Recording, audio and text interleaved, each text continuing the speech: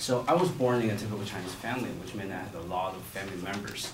However, I had a grandma who was really close to me, but we were not biologically related to each other. She's the mother of my uncle. So she was a traditional grandma who was always telling me to eat more and more during the family dinner. And after the family dinner, she will call me at the side of the room, of course, with my full name. I don't know about you guys, but in my family, when parents or my family members call me with my full name, that's where I got into trouble. So I was so nervous. I went to her, I said, "What's going on, Grandma? Did I do something wrong?" Then she said, "Well, don't worry about that. You're not doing anything wrong." Then she put something in my pocket. I knew it was cash, because you can forget the feeling of the cash. Then she started to say something. She says, "Well, use it wise and keep it safe, traditional stuff." But then, most importantly, she said, "Don't let anyone knows it." So in my family, when I got cash from my elders, my parents always take it from me. Says, we're gonna keep it for you because you don't know how to use it. But who doesn't know how to use cash? Yeah. But however, sad things happens in our lives. For me, it was at 2010. My grandma who diagnosed with cancer. And it was really hard for me because I was in the boarding school. The only time I had was just summer break and the winter break.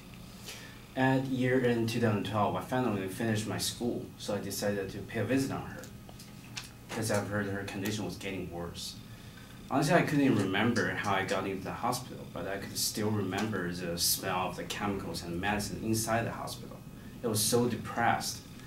It took me forever to get into her hospital room.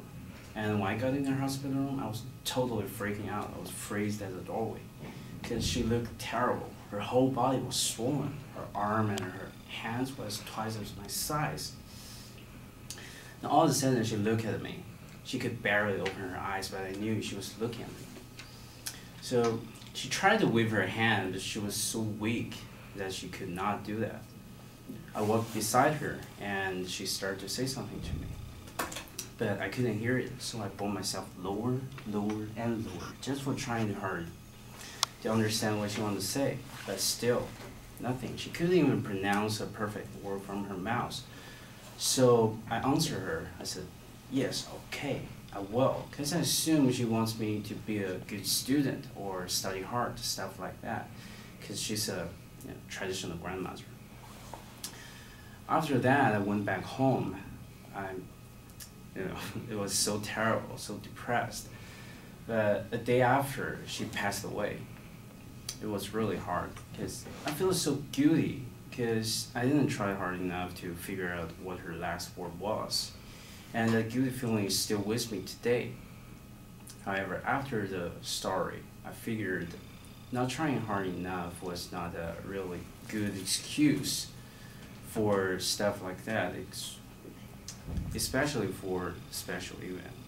So I decided to try hard on everything, not just one particular thing, because I figured I don't want to miss anything in my life again. That's my story.